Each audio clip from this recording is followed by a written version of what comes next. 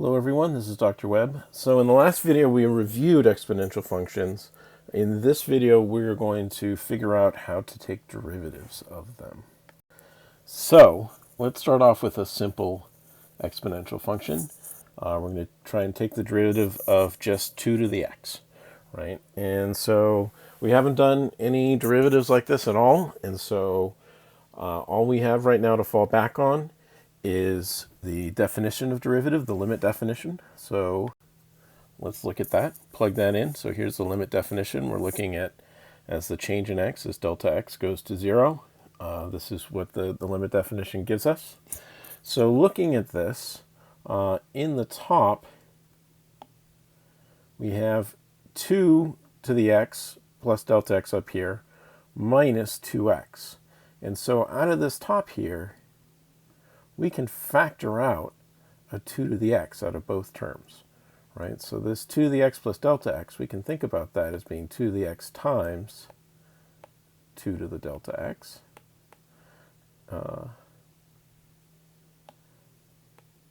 And then minus 2 to the x, we can think about that as being 2 to the x times 1, which is the same thing as 2 to the 0.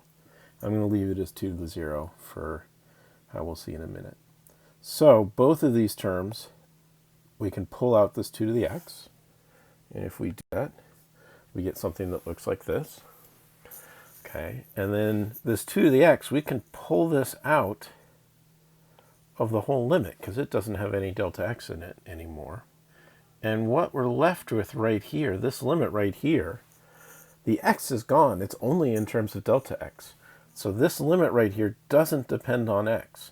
In fact, this is the limit we would get specifically if we were trying to find the derivative at 0. So once we pull the 2 to the x out, what's left is, what this means, this derivative here is going to be 2 to the x times the derivative of 2 to the x at x equals 0.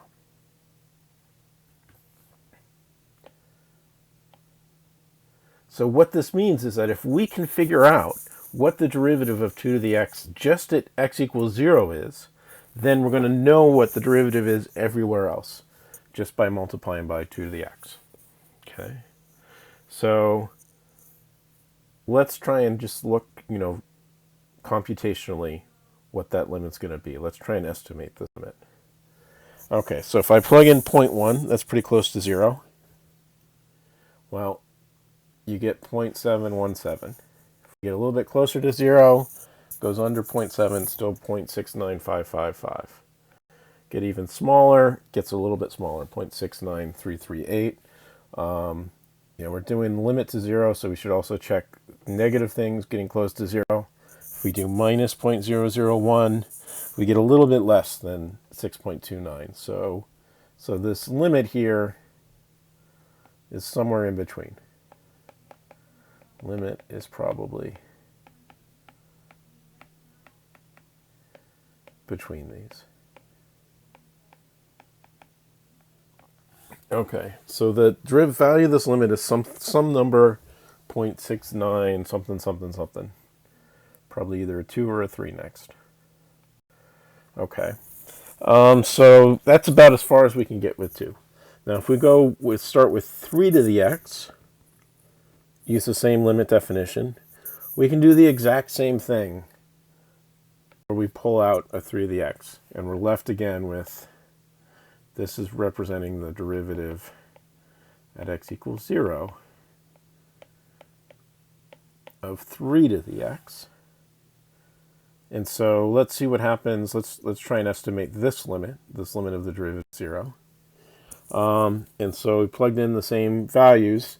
As you can see, for 3, they're all a bit bigger than 1. And so 0.1, 0.01, it's getting a little bit closer to 1, 0.001, a little bit closer. But then when we do a negative, it gets at 1.098. So that means the real value is somewhere in here, probably.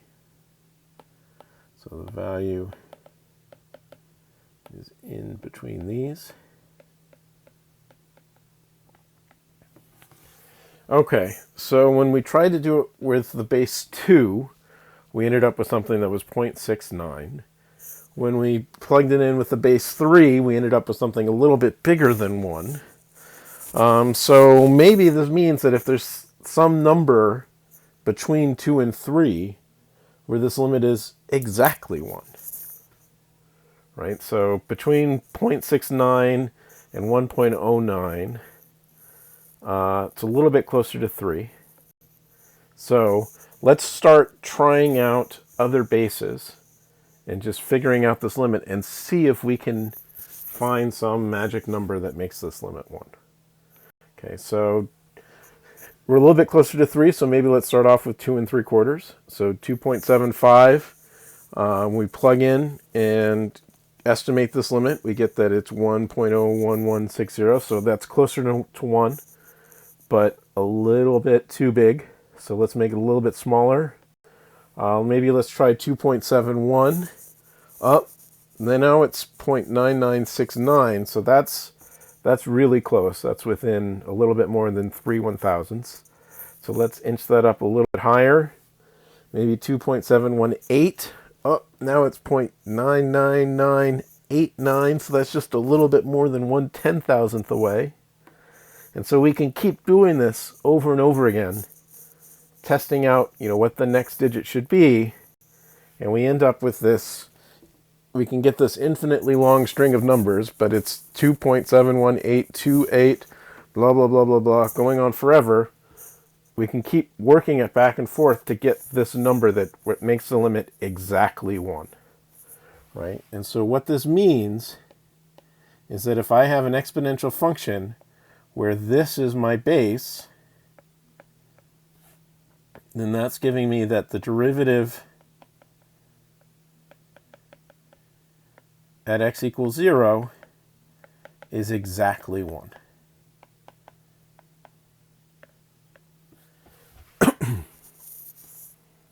Okay, and so that's the nice thing about this number. This limit right here, we're calculating the derivative at x equals 0, and by playing around with the base, we were able to find the number that makes this exactly 1. So I don't want to keep writing out this number, so we should probably give it a name. So, B for base, that's already being used in our general term for base. C's already in the equation for constants. D is in derivative, so we got to pick another letter. So let's pick E. And so we're going to call this number E, and it's the special number, this 2.71828, that makes this limit exactly 1. Okay. And so what this means is that since for exponential functions, the value of the derivative is the exponential function again times this limit. Well, since this limit for e, when e is the base, is equal to 1, that means the derivative is itself. So the derivative of e to the x is e to the x. It is its own derivative. And so then using the rules of exponents, we actually can write any other base, turn it into base e, using the simple rule that any other base b is going to equal e to the natural log of b. And then using this, we now can figure out the derivatives for all exponential functions. Okay, so let's go back to 2 to the x. And we're using this rule, same as before, that 2 is equal to e to the natural log of 2. Then that's raised to the x. Okay, so the rules of exponents then say we can write this as e to the x times natural log of 2. So x times the natural log of 2 is all inside the exponent. Okay, so this natural log of 2 right here, this is a constant. So inside our exponent is x times a constant, and it's raised all to the power e to the x. To work out this derivative, I'm going to think about it as x times natural log of 2 plugged into e to the x. Okay, so to work out the derivative, we're going to be using the chain rule. Our outside function is e to the x. Our inside function is x times the natural log of 2. just as we saw before, what's the derivative of e to the x? It's just e to the x. For the inside, we have that it's x times natural log of 2. Well, that natural log of 2 is just a constant, so it's x times a constant. Derivative of that is the constant. So it's just natural log of 2. And so then what the chain rule says is the derivative of the chain rule is going to give me, it's going to be the derivative of the outside with the inside plugged in times the derivative of the inside. And so that's going to be a derivative of the outside with the inside plugged in times derivative of the inside.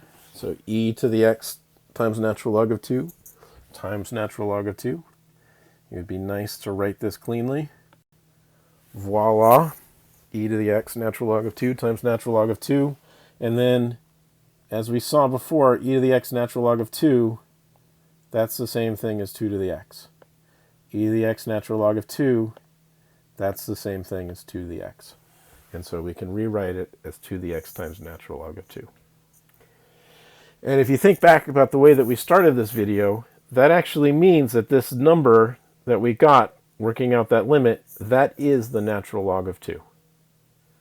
Okay, so this natural log of 2 right here is the limit as delta x goes to 0 of 2 to the delta x minus 2 to the 0 all over delta x, which is 0.69 blah, blah, blah, blah, blah. Okay, and so that means the limit for 3 to the x, the 1 point blah, blah, blah, blah, blah, that's actually the natural log of 3.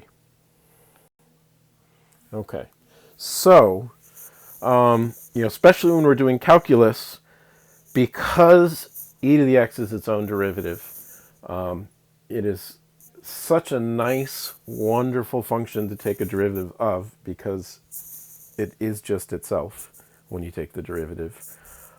Rather than worry about exponential functions in all different bases, anytime that we're going to be wanting to use calculus, it's always going to make the most sense to rewrite it in base e. Right? So we can take any exponential function, c times b to the x, and convert it into c times e to the r to the x.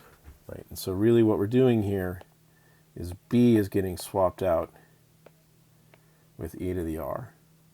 And this r here is going to equal the natural log of b, the same thing that we saw before. So this gives us a new standard form for exponential functions written in base e. So if we want to take the derivative of this, so as we're thinking about this c, this is a constant. So the c is just going to come down. Same as before, taking the derivative of the rest of it, we're going to use the chain rule, where the outside function is e to the x, and then we're plugging into that r times x. And so the derivative of the outside is e to the x. Derivative of the inside, it's a constant times x. So it's that constant r. And so the chain rule says it's going to be derivative of the outside with the inside plugged in times the derivative of the inside. And so that's going to give us derivative of the outside with the inside plugged in is e to the rx again. And then derivative of the outside is just r. And so we can rewrite this as r times c e to the rx. And let's make that look pretty. There it is. And then if you look at this, c times e to the rx, c times e to the rx, same thing again, except now we have this r on the outside.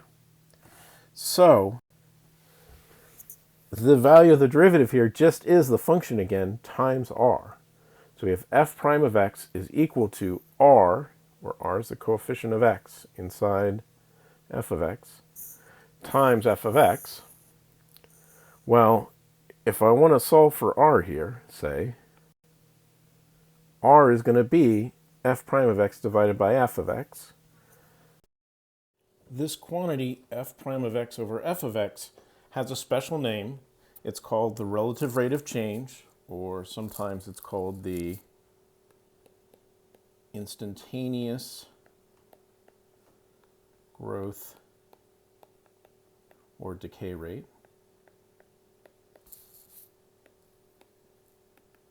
And so what this quantity is doing, it's the derivative divided by the value of the function.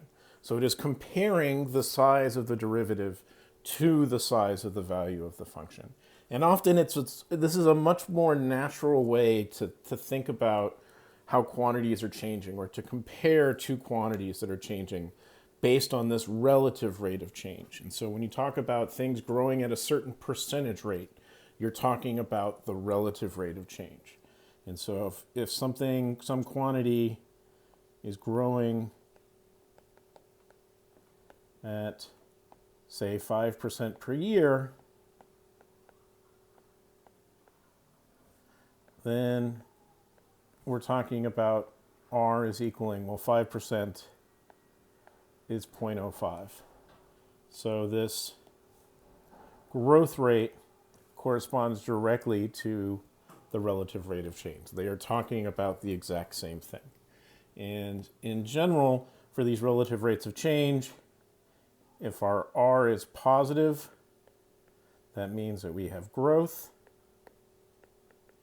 And if our r is negative, then we have decay.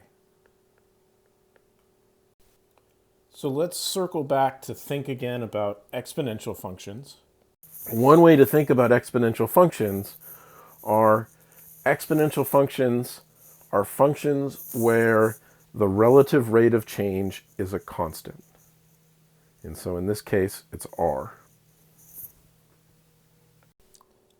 That is all for this video. I will see you again soon.